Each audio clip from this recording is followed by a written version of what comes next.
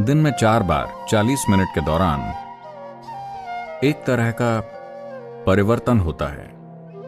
इन्हें संध्या काल या संध्या कहते हैं, क्योंकि इस समय ईड़ा और पिंगला में संतुलन बहुत तेजी से बदलता है।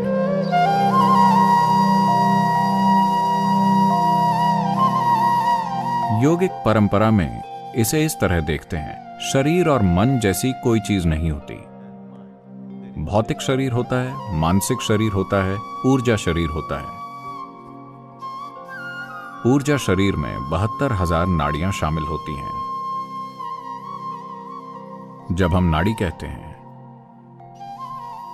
तो इसका मतलब है एक चैनल या रास्ता। नाड़ी का मतलब कोई नस नहीं है। अगर आप इस शरीर को काटकर खोलें तो आपको नाड़ियां नहीं दिखेंगी। ऐसी कोई चीज भौतिक रूप में नहीं है। लेकिन अनुभव के तौर पर अगर आप अपने सिस्टम में ऊर्जा की गतिविधि की प्रकृति को देखें तो आप पाएंगे कि वो हमेशा स्थापित मार्गों पर चलती है, इधर उधर कभी नहीं। तो 72,000 मार्ग हैं जिनसे वो गुजरती है। 36 दाईं ओर, 36 बाईं ओर, दोनों तरफ 36,000। दाहिने को पिंगला कहते हैं, बाएं को ईड़ा कहते हैं। इन्हें सूर्य और चंद्रमा भी कहा जाता है। तो ये दोनों ईड़ा और पिंगला या सूर्य और चंद्रमा, दायां और बायां, आपके मन के स्तर पर तार्किक और सहज ज्ञान को दर्शाते हैं। जब मैं सहज ज्ञान कहता हूं तो सहज ज्ञान बोध का एक और आयाम नहीं है, बल्कि सिर्फ गणना का एक और आयाम है।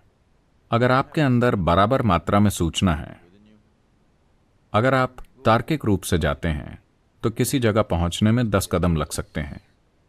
सहज ज्ञान मतलब आपको 10 कदम नहीं उठाने, आप बस कूद कर 10वें कदम पर पहुंच जाते हैं। मगर आज की आधुनिक शिक्षा प्रणालियां 100% सहज ज्ञान के आयाम को कुचल रही हैं। सिर्फ तार्किक को विकसित किया जा रहा है। किसी भी सहज ज्ञान को बकवास कहकर खारिज कर दिया जाता है। हर चीज के लिए आपको बहुत सोचना पड़ता है। जो आपकी दादी नानी यूं ही जानती थी, आज आपको वही चीज जानने के लिए अरबों डॉलर का रिसर्च करना पड़ता है। जब आपको हर चीज के लिए सोचना पड़ता है और हर चीज में कई कदम लेने होते हैं, अब जीवन तनावपूर्ण हो जाता है। अगर कोई एक स्तर से आगे सफल होना चाहता है तो कुछ चीजें हैं जिनमें आपको उन्हें फांद कर वहां तक पहुंचना होता है। वही सूचना, वही चीजें, बस आपको हर बार उतने ही कदम नहीं लेने पड़ते। ये जीवन को तनावपूर्ण बना देता है, क्योंकि ये ऐसा है जैसे आप अपनी कार 2 पहियों पर चला रहे हों, बाकी दोनों पहिए खाली और सुरक्षित हैं। मैं नहीं जानता कि कब इस्तेमाल के लिए, पर 2 पहिए जो आप इस्तेमाल कर रहे हैं उन पर भारी दबाव पड़ेगा। तो योगिक प्रणाली में सहज ज्ञान की अहमियत उतनी ही महत्वपूर्ण है जितनी तार्किक की। तो ईड़ा और पिंगला में संतुलन लाना एक बहुत महत्वपूर्ण हिस्सा है संतुलित जीवन जीने के लिए। खुद को जटिल स्थितियों में आसानी से चलाने में सक्षम होना तभी संभव है जब आपके मन का सहज ज्ञान संबंधी आयाम पर्याप्त विकसित हो। वरना छोटी चीजें आपको परेशान कर देंगी, क्योंकि हर चीज के लिए कई कदम हैं। यहां हम कुछ चीजें करेंगे ताकि ईड़ा और पिंगला में संतुलन ला सकें, जिससे आपको अनुभव के तौर पर इसकी एक समझ मिल सके। अगर आप अपनी तर्जनी उंगली को अपने नथुनों के नीचे रखते हैं और धीरे धीरे सांस छोड़ते हैं, देखिए कि किस नथुने में अभी सांस प्रबल है। कितनों का दाहिना है? बायां? ठीक है, यह दायां होता है या बायां? सिर्फ 2 बैरल हैं। अगर 25 होते तो यह कितना जटिल होता। अगर आप दिन भर के दौरान खुद पर गौर करें तो आपने ध्यान दिया होगा कि लगभग 40 से 48 मिनट के बीच सांस की प्रबलता दाएं से बाएं और बाएं से दाहिने की तरफ बदलती है।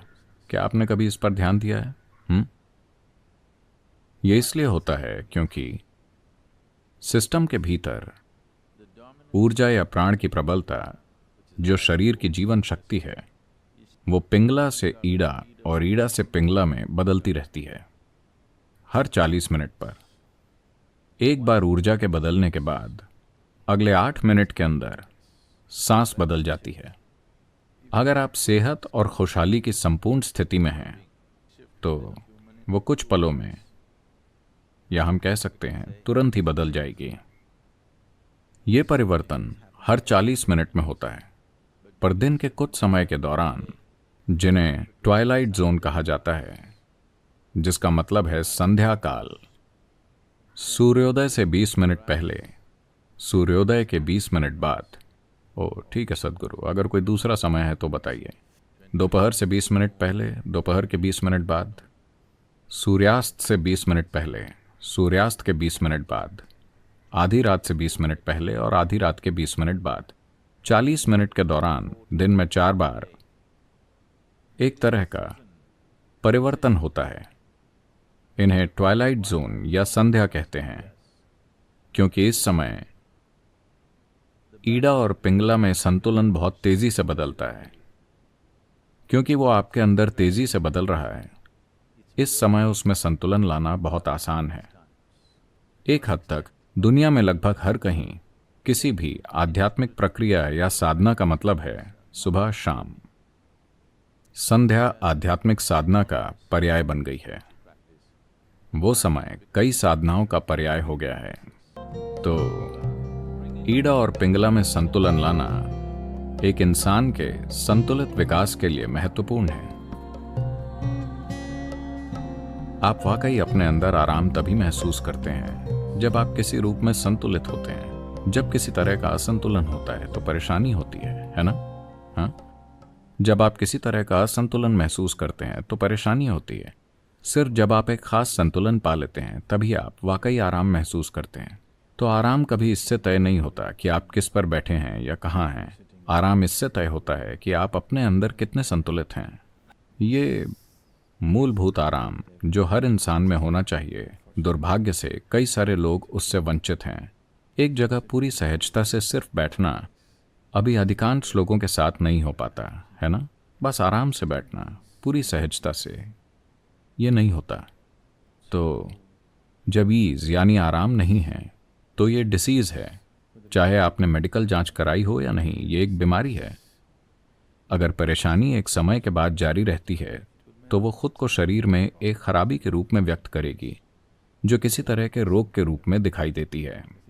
हर तरह की समस्या के लिए अविश्वसनीय नाम सामने आ रहे हैं। मूलभूत कारण कि सिस्टम क्यों अपनी अवधि पूरी नहीं करता।